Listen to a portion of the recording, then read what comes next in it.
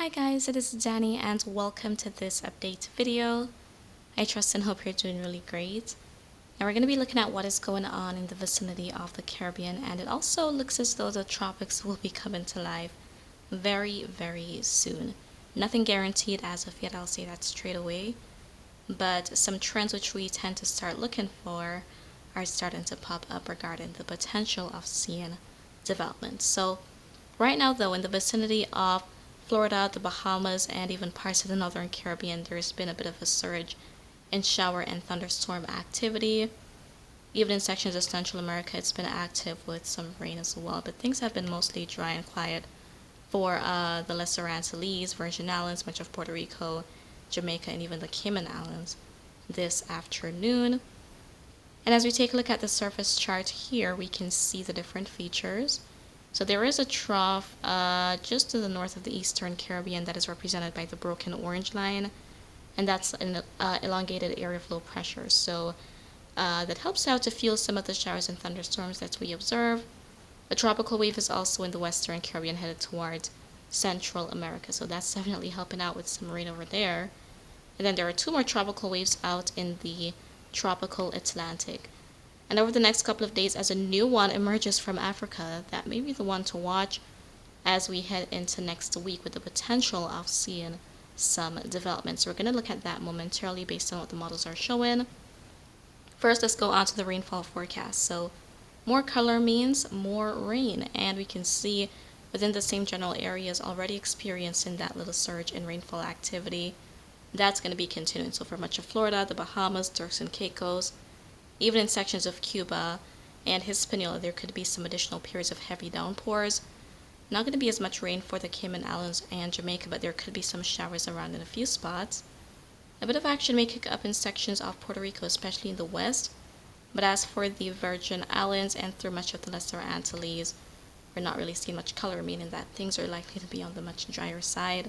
Same story for the ABC Islands. Down to the Guyanas, there could be some lingering showers and thunderstorms. Same story for Venezuela, Colombia. And then towards Central America, there's already a bit of a surge in rainfall, especially with the help of that tropical wave in the area. So from Panama all the way through Belize, there could be some additional periods of some heavy rain and thunderstorms in the region. So that's what is expected regarding rainfall, and for the very immediate future over the next week or so, not expecting to see anything in the realm of development. But we are in the month of August. Now, where do we tend to watch for development? So, climatologically speaking, in the month of August, we tend to start to shift our focus now towards the tropical Atlantic. That's when we may see a decrease in all of that dry air and dust. And as a result, there is more atmospheric instability, which is what helps to result in the formation of lots of showers and thunderstorms, and that helps those tropical waves to get going with all that activity.